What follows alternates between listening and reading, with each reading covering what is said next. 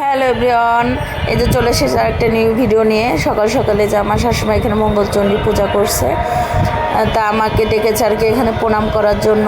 আমি সকালে রান্নাবান্না শেষ করে এখন আবার দুপুরে রান্নাবান্নাটাও আর কি গুছিয়ে নিয়েছি। এখানে প্রণাম করে তারপরে যে দুপুরে রান্নাবান্না সব গুছিয়ে দিয়েছি। আজকে ডিম রান্না করব, পেঁয়াজ দিয়ে ভেন্ডি ভাজি আর পেঁপে আলু দিয়ে আর কি ডিম রান্না করব, আর হচ্ছে আমডাল। তা আমডাল অলরেডি আমি বসিয়ে দিয়েছি। আর আজকে আমার কাজের মাসে ছুটি নিয়েছে, সব কাজে আমাকে একাই করতে হচ্ছে, যেহেতু শাশুড়ি মার পূজা, উনি কোনো কিছু ধরবে না, আসছে বা কিছুই করবে না। তার আজকে ফুল নিরামিষ, সে রুটি খাবে। তো সকালের খাবার দাবার মিটিয়ে এখন দুপুরেরটা রান্না করে পরে ভেবেছি ঘরটা মুছবো। সবই প্রায় হয়ে গিয়েছে, শুধু ঘর মোছাটাই বাকি আছে আমার। তো আমি এখানে যে টক ডালটা মানে আম দিয়ে জ্বালিয়ে নিয়ে পরে এখন এই যে সোমবার দিয়ে দেবো। আমরা তো সোমবার বলে, অনেকে বাগার বলে।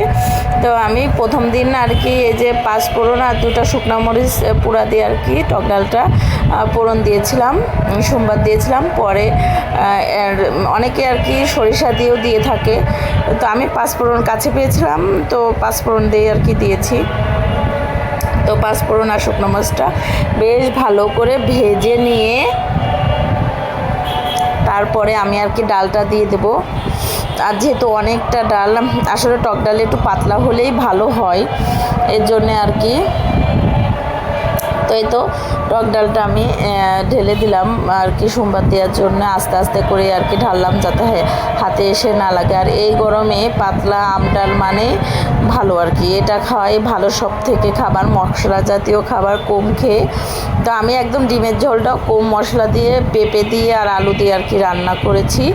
আর এর মাঝে আমার ছেলে এসে বলতেছে সে নাকি রান্না ডিম খাবে না, হোয়াইট কালারেরটা খাবে আর কি, ইয়েলোটা খাবে না।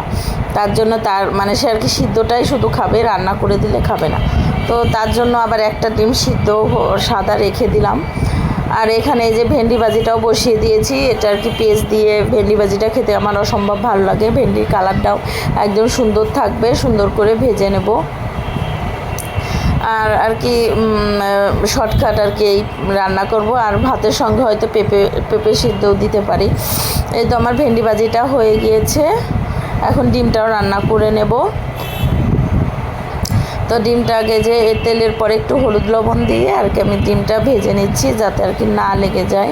তারপরেও একটু লেগে যাচ্ছিলো। তো ডিমটা ভাজা হয়ে গেলে পেঁপে আলু আর পেঁয়াজ সব কিছু একসঙ্গে দিয়ে আমি আর কি ভেজে নিয়ে আর কি ডিমের ঝোলটা রান্না করে নেব। তো এই হচ্ছে আমার ছোটোখাটো একটা রান্না বান্নার ভিডিও আপনাদের সঙ্গে শেয়ার করলাম। যদি কারো ভালো লাগে অবশ্যই লাইক কমেন্ট শেয়ার করবেন। যারা আমার ফেসবুক পেজ থেকে দেখছেন তারা অবশ্যই আমার পেজটা একটু ফলো দিয়ে দেবেন।